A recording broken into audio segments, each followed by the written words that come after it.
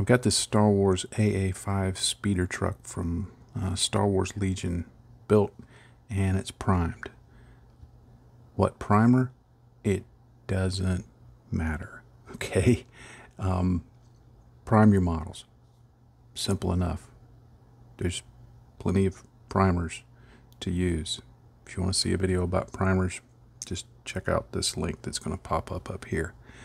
But I primed it light gray, and then here on the back I added in some black because it's going to be dark back there, so just to get a little ahead of the curve. And now what I'm going to do is I'm going to start off and give it a base coat of Celestar Gray from Citadel. Now I'm going to want the model to have a very rough, weathered appearance. So I'm going to put the paint on using this dry brush. This is an extra large from Rosemary & Co. And I've thinned the paint probably about 2 parts water, 1 part paint. It's very thin. But this will do several things for me. When I put it on like this, it's going to dry fairly smooth but have a patchy appearance. But it's also going to let me build up the color instead of just giving me one solid opaque color, because I want to take advantage of the darker gray that's already going on there with the primer, and then this lighter gray on top is going to start contributing to the weathered look. This thing's going to be chipped and stained and all sorts of nonsense going on. So having the paint thin like this keeps it smooth and allows for a very weathered finish. Now, if you were wanting to do this and didn't want it to be so weathered, or you wanted for them to start off with a more opaque look, you just don't thin the paint so much. You still want it to be thin, at least about 1:1 water, maybe a little less. And you just go in and put this on like this. It's going to give you a very smooth finish without any brush marks. And the more you build up the paint, the more opaque it gets. It's not going to be quite as smooth as an airbrush, but if you don't have an airbrush, or if you're like me and have an airbrush and just really prefer brush painting, I airbrushed hundreds of models and I enjoy doing them, but lately I don't really have much of a desire to airbrush. So, but this method allows you to cover a model fairly quickly, fairly smooth, and gives good results. If you don't have one of these purpose-made type brushes for this, a large makeup brush, something like this, I've used these many times. And it's just a makeup brush that my wife picked up for me, I think at Target or somewhere like that. So anything like that will work really well. Now I'm starting on a second coat. I used a hairdryer to dry the paint. It dries fairly quickly on its own, but if you use a hairdryer, it just speeds it up. But I'll probably put on 3 layers of this before I switch to my next color. But again, because you're just kind of building this paint up, it allows you to choose the patchiness and the opacity that you want to have. Now, if you're thinking, yeah, but Star Wars vehicles are white. Well, number one, they're not pure white. And number two, I think the secret to painting white is to not paint white. You paint things very light gray, and then you use pure white to do some highlights, and it makes it look more white. It's going to give it more pop in certain areas, because nothing is actually pure white when you look at it in nature. Go to Google and do a search for Arctic rabbit. Why a rabbit? I don't know. I like rabbits. do a search for Arctic rabbit and look at the images, the Google images. You'll see what I mean. There's very little in that picture that's necessarily pure white. And if it's in a bunch of snow, you'll see that the snow is virtually pure white. And the rabbit, he ain't quite so pure. You know, if he's a less pure rabbit, he's probably a wascally rabbit. But painting white is not hard, because if you don't paint white, it makes things much easier. Another thing to keep in mind, if you want to do some color modulation, then you can do that with this. You just make sure that you're applying additional layers of paint, say to the upturned surfaces, or you know, whether you're going for a zenithal effect or a modulated effect. You can't do a modulated effect in the sense of it's a little too difficult to do a per panel modulation. But say you wanted it to be more lighter up towards the front and the back or whatever, you can introduce some modulation type effects and some zenithal type effects just by varying the thickness of the paint and the opacity of the paint, and let you develop some pretty fine gradients. Now, one quick note on technique. I've got the paint thinned out in a dry palette. That lets me control the moisture better than a wet palette would. And after I dip the brush into the paint, and I just get like just one tip of it, just a little bit. I don't stick the thing down in there and just let it soak. But when I get it down in there and I get just a little bit on there, I dab off a little on this paper towel just to get some of the moisture off. If you just go straight into it, as thin as this paint is, if you go straight into it from here to here, you're going to get a sloppy mess on it. So that's a little bit on the technique. All right, now I've got that applied, and you can see there's not a lot of difference between this Celestra Gray and the primer. And you might be wondering, then why put the Celestra Gray on? Well, one, it introduces that patchiness, which you can see. But two, it gives me a color that I've got down that if I need to paint something later, I can know that using this is going to match what I've got on the model. So I think I've got enough of this on here, and it will be time to move on to the next color. Now I'm switching over to a lighter color from Citadel called Ulthuan Gray.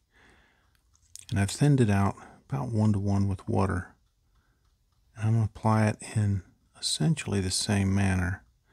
But notice that I'm being a lot more deliberate in my application. I'm not smushing the brush down, but I'm just letting the tip of it touch the surface so that it leaves a very deliberate, very distressed look. Now, it's going to dry very quick, and you'll note as it's drying up here that the paint is going to lighten up somewhat. But what I'll be left with is a very, very distressed look, very aged look. Aged, I can't speak this morning. And it will kind of build in weathering from the beginning and really get me started on a foundation for good weathering, well, hopefully good weathering, but a good weathering surface that's going to show a lot of character and a lot of depth to the finish. Now, as with applying the original color, if you're doing this technique, if you're trying to do this, you determine how many coats you think it needs. One may get the effect that you're going for. Two may get the effect that you're going for. The more colors, or the more coats you apply, rather, the less of a distressed look it has, and you get a more opaque look to it. But because of the slow application, you know, building it up like this, you kind of get to decide how much or how little you want And it doesn't have to involve just two colors. You can do this with multiple colors.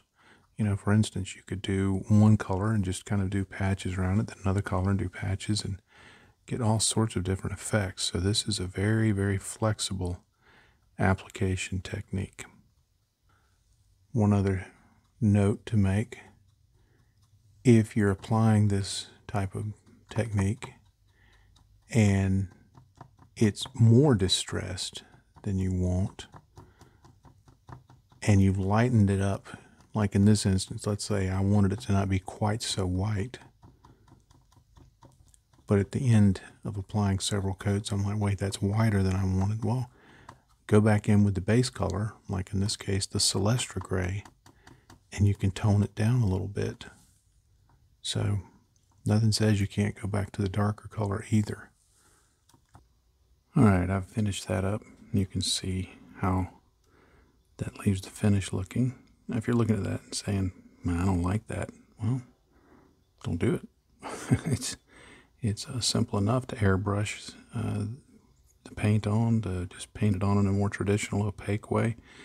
You could even do something like this. You can get a really interesting finish if you do something like this, or maybe even a little more patchy looking, and then mist on with your airbrush another coat, maybe another color or the same color, to just tone it down a little bit, but it leaves a really, really varied finish underneath. So there's a lot of ways of making use of this as you're working on your models. Now, it would not be a Star Wars model if there weren't some different colored panels. So what I'm going to do is I'm going to use this Vallejo Express color. This one is called Space Gray. And I'm going to go around and just color in a few panels like this. Now, the benefit of using express colors or contrast paints or a thin glaze of a paint or anything like that is that it allows the work previously done to show through. So I don't have to go back and try and distress this panel or any of the others that I'm going to do. I don't have to try and make them look distressed, because once this dries, the work will show through. Now, you probably want to, I've already done this, you probably want to test the colors you're going to use, say on the bottom, so that you'll see which ones are stronger than others. Do you need to dilute them or thin them? And also, before I went and put that on there, I touched my brush off on the paper towel so that it wasn't flowing a lot. You just really want a thin glaze to go on there. But you can pick out blues, greens, grays, reds, whatever works for you. Do as much or as little as you want, because if you look at, say, Luke's X-Wing fighter, I mean, if you really look at it, that thing is so patchwork. It looks like a senior ladies quilting club put that together for him. So go to town with it. All right, you can see a few panels there that I just changed the color on, and you can do any of them like that. You pick the panels, and all I used was Space Gray Express Color, Templar White Express Color, and I threw in a little bit of Carroburg Crimson from Citadel. Now, in addition to the multicolored panels, it also wouldn't be Star Wars Rebel vehicles if there weren't some stripes on it. So I need to mask off a few areas so that I can have some really sporty racing stripes. And to make things easy, I'm going to mask along panel lines. That way I don't have to guess, I don't have to try and align things too much. I'll just use panel lines as the basis for all of my alignment. I'm going to do this whole thing back here red. And I'm just going to have a red stripe kind of along here, and it just kind of terminates right down here. So what I'm going to use is Tamiya masking tape. This is, I think it's 6mm. It's the narrow stuff. It might be 2 hectares or, you know, three flippy boops. I don't know. Doesn't matter. But what I'm going to do is just get small section. I can't speak this morning. It's 4:30 in the morning, so I'm going to get it. Whenever I'm doing masking, I always detack it on my hand like this so that I don't have to worry as much about paint lift. Now, how much do you detack it? Well, it depends on how oily your hands are. I know that for me, I've been able to see over the years that generally 5 times is sufficient. What I actually do is I listen for it. I listen for a reduction in the sound of the stickiness, I guess you would say. And once I hear that, then I know it's done. Now, how do I get to the point where I know how much is enough? Well, you just got to do it a lot and figure it out. That angle there was not hard to navigate with this tape. It will bend somewhat, but if you're having trouble with that, just cut another piece of tape and line it up. So see how it's a little misaligned right there. If I try to put it straight across, it's going to be a little misaligned. So what I'm going to do right here is use this as a point to just let it go and do its own thing. And then I'm going to grab another piece, and I'm just going to continue masking along here. I rarely use one long run of tape because it can be so difficult to keep aligned. Rather, I like doing it kind of in sections like this, and just being very careful to align the tape with itself and with the panel lines that I'm using as reference. And if you don't like how it goes on one time, just pull it up and do it again. Another little thing you can do is, if you see a very small area that is not aligned like you want, like right here, there's a little bit of tape. Well, I can just take the back of my blade, just tuck that tape right in there. That takes care of that. So let me go around and finish this, and then I'll show you a little bit about how to do the sides that have a little more complicated layout. All right, now along here it's going to be a little more complicated because you've got this, these various shapes. You've got a lot of differences in elevation, I guess you would say. You've got this air conditioning vent over here. A lot of transitions, even though it's a straight line. There's a lot of things to account for. So as before, I'll use my Tamiya tape, and I'm just going to get a fairly short section of it and detack it. Hear that sound?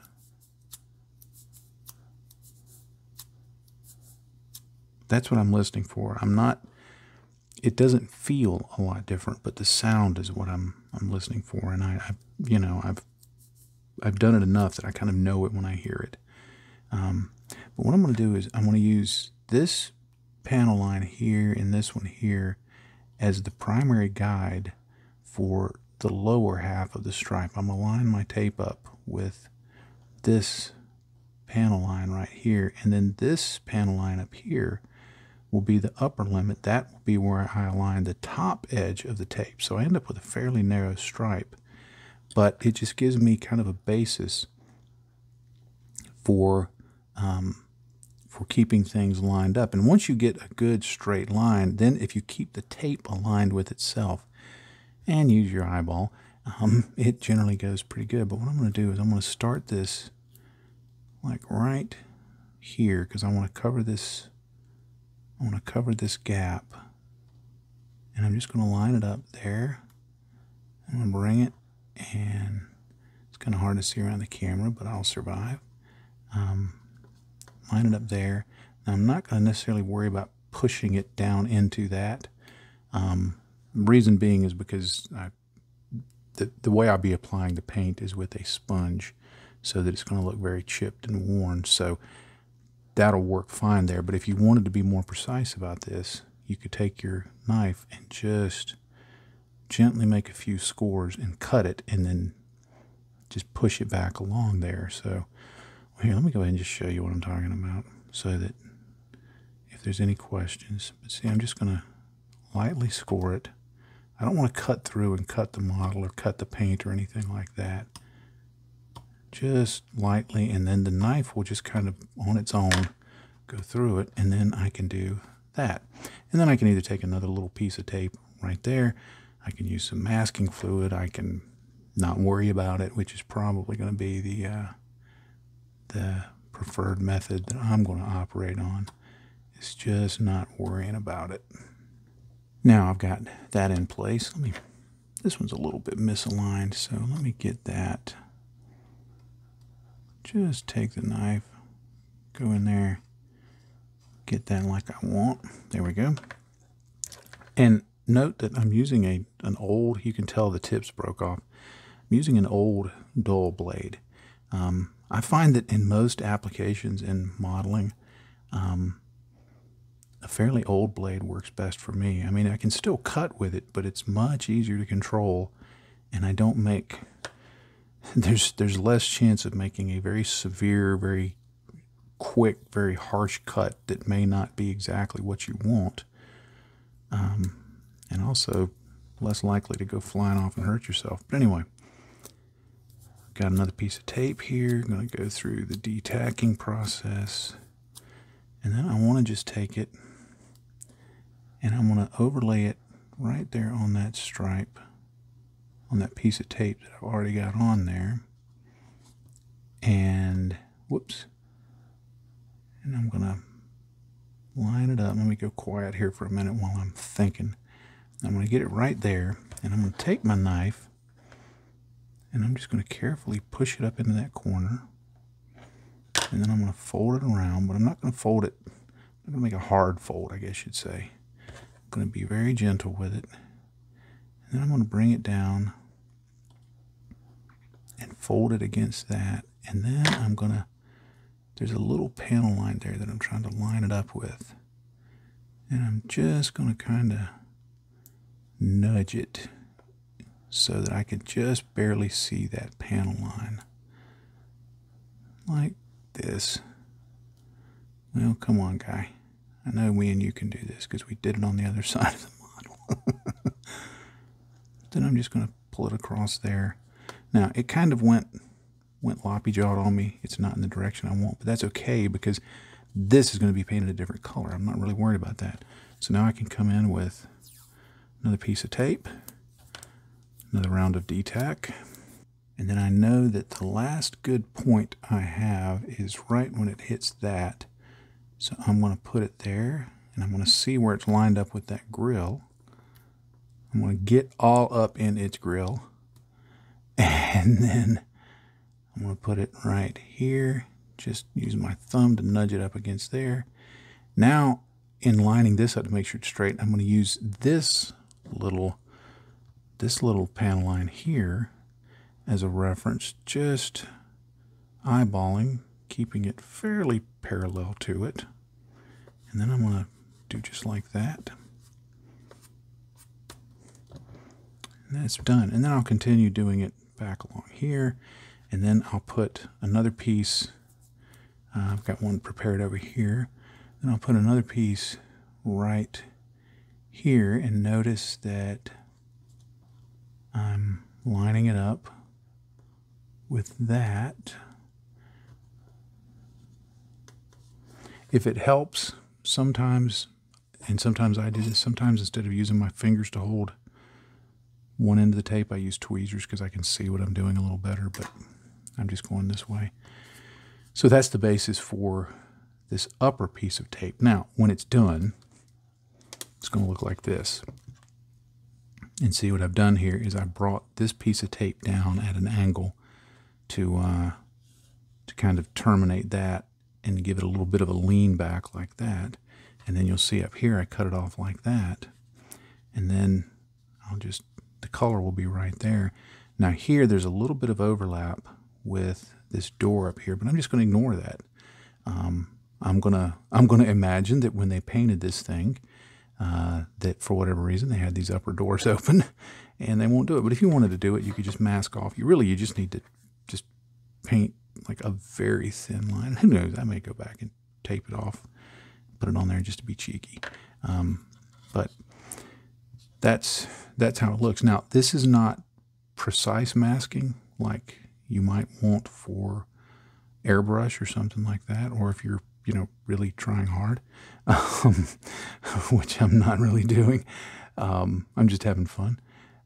But if you were airbrushing, you know, or you were being more precise, or you were airbrushing or something, you would want to really get it, you know, nailed down well, and then you would want to cover up more of it if you were doing the airbrushing to keep the overspray from getting on it. So let me finish the other side and we'll move on.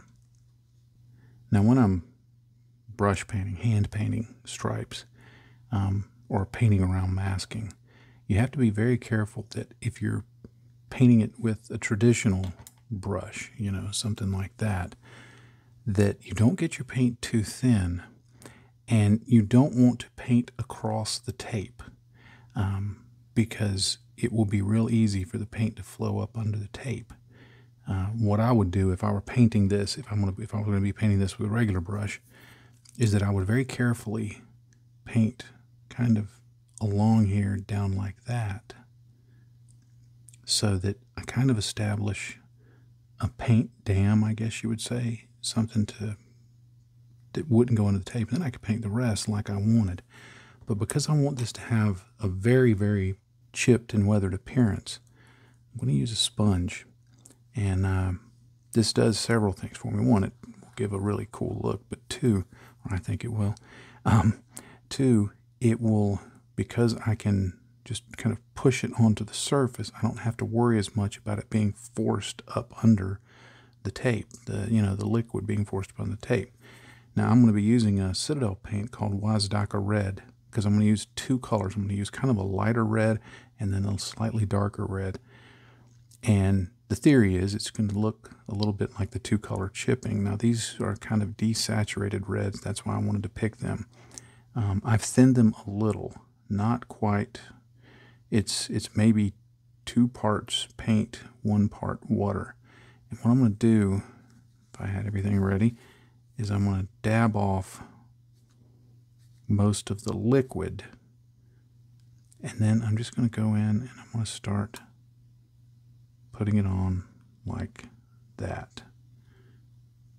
Now, I know I can go back later with a lighter color and chip along edges and do things like that, but you can also save yourself a little time by not chipping all the areas, like, you know, leaving some extra room around panel lines and around edges and things like that. But I just go in and just do this. And how much you put on, well, it's up to you. How chipped do you want the stripe to be? How beat up do you want it to look? I tend to go at it fairly light in most areas. And I think it's interesting to vary how much paint there is. You know, there may be one area that, you know, may not get as much wear, like this area back here may get less wear from things hitting it and all of that than maybe the stripe up towards the front or whatever, you know. So you can think about how that works. Now, the same technique can be used to make a very opaque stripe. You just have to keep putting on layers of paint. But I'm just going to put this on like this, and once I get it on to the level I think I want it, I'll switch over to the other color. Now, for any areas that are more difficult to get into, sometimes I just take a dry brush and get some paint on there, and I just dab it in. It's a little different pattern, but once you get more weathering on it and panel lining on it and everything like that, you don't really notice it that much. At least I don't. I think that's one of the benefits of, as I get older, my eyesight isn't quite as good. Now, I can't remember what paint I said I used for this, but for the first layer I used Evil Sun's Scarlet from Citadel. And now for this next layer I'm going to be using Wazdaka Red also from Citadel. Now I switched out the sponge, but other than that, I'm going to be doing the same application technique, but just building up the color more to the level I want it to be. And there may be some areas like this I may decide, okay, that's going to be fairly opaque, you know, and then I may just leave it there just like that. Now as I'm looking at it, there's probably not a whole lot of difference between these two colors, and you'd have to get in so close to see it. It probably doesn't make a bit of difference. So if you're going to try and do what I'm doing, maybe consider using a much lighter red, but I'm not going to worry about it. I'm just going to keep driving on. That's what you say in the Army, drive on airborne. But you just put it however you want, whatever you think the level needs to be, and knowing that you can come back later with your gray color, or whatever your base color is, doesn't matter if it's gray, and just chip back some of this if you want. So let me finish getting this on. Alright, everything's painted, and now comes the best part of masking, and that's pulling off the mask. That's the whole reason I mask things. I don't care about the stripe. I just like pulling the masking off and seeing how it looks. And when I pull it off, I pull it against itself. See? Like this. So that, and I do it slowly. You don't, this is not like a Band-Aid. You don't want to rip that thing off. I just pull it back against itself slowly. And every now and then I re-grip it. I want to be gripped near the point where I'm pulling it off. And by having detacked it earlier, it's coming off very easy. It's sticky enough to stay in place, but it's not so sticky to cause a problem. All right, I can live with that. Like the man said to the pig in that movie about the man and the pig, "That'll do, pig, that'll do." Now there are lots of little air conditioning vents around the exterior, and what I'm going to do is I'm going to paint not only the grill part, but the frame around it all the way around along the sides and so forth. And one that'll cover up the red paint that I put on there with the stripe, and what it'll do is it'll give me a good basis for later dry brushing that will just kind of help the details stand out. I'm using Vallejo dark gray to paint this. I thinned it about 1:1 with water so that it flows real smoothly off the brush, but it will require a couple of coats to get it up to full opacity. I'd recommend, if you're going to paint these like this, that once you're finished, that you flip the model over and paint. Look at these grills from underneath, because there will probably be quite a few light spots showing through. Alright, with those details painted black, I'm going to start doing a very controlled dry brush of Vallejo Sky Gray. I'm just going to keep building this up till I get it to the level I want. Not necessarily looking for it to be chipped looking yet. That's going to come later. But I just want the details to stand out and lighten it up just a bit. I'll just keep doing this. And when I get it to the point that I go, yeah, that looks about right, I'll stop. Now I use that dark gray to paint the cables and stuff around the model. There's some up on the top, some on the bottom. But I used that and I took it all the way down to the edge because I want the model to be a very high contrast look. When I get to the panel lines and everything, I'm going to make those a very stark, dark gray, almost black, maybe taking it to pure black. But I want just a real strong line around those. So I painted those like that. And then all I'm going to do is just go over the top of the cables with Vallejo. What is this that I'm using? Gold yellow. I never can remember if it's yellow gold or gold yellow. But it's gold yellow. And I may have over-thinned it a bit, but that's okay. I can live with it. So what I'm going to do is just go right along the top of the cable, just to give it some color, but really make it stand out against the background. That'll take a couple of coats to get the opacity that I want. I'm going to have to really do this off camera because I can't see what I'm doing right now, but you get the idea. It's going to give it a very, very stark outlined appearance. All right, you can see how that's looking. I'll go back later and do a little bit of cleanup with the dark gray. That's one of the things to keep in mind when you're painting details. You don't often see this on YouTube or something like that. Not every creator shows this. Some do. Mark Sarastro is good about showing it, but it's a constant process of going in and painting something and then making little corrections and then just kind of going back and forth until you get it like you want it. Very few actually paint things and just in one stroke of paint put on the black and then let it dry, and one stroke of paint put on the yellow and let it dry. And wow, look at that. It's just perfect. It's just not realistic. And even if everybody else did, I can't do that. My hands shake and my eyesight's not good. So what I do is I put some paint down and then I put some paint over it, and then I go back and I make little spot corrections. And sometimes I have to get to the point that I just say, hey, that's good enough. I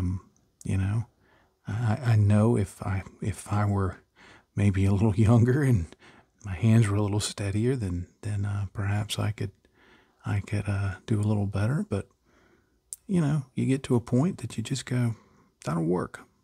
So I think they turned out okay. I like the bright pop of color. Got those up there. Probably need to give those another coat, but I can do that kind of off camera and just kind of fix those. And I just noticed I completely missed these wires here. I want all the wires to be that yellow, just to be consistent. So I'll have to go back and do that. But I'm going to go ahead and call this a video.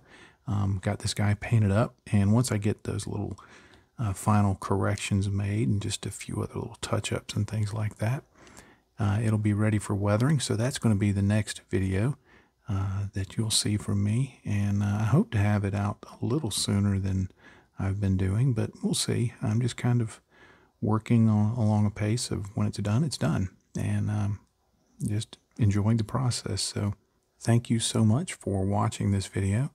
I am grateful, and especially grateful if you're still watching at this point.